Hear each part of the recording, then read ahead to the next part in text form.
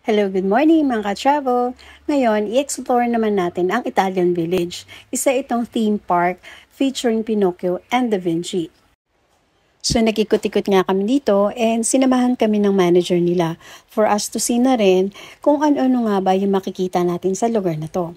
So unang stop is ang Pinocchio Puppet Show.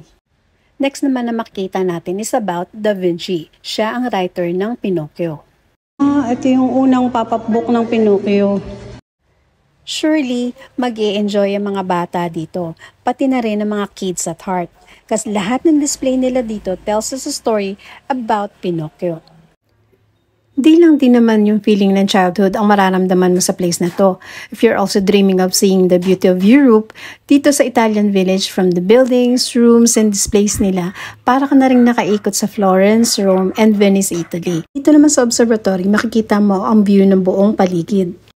Maraming Instagrammable places dito kaya surely mag-i-enjoy lahat ng visitors. For now, yun lang po muna. So please like and follow for more. Thank you!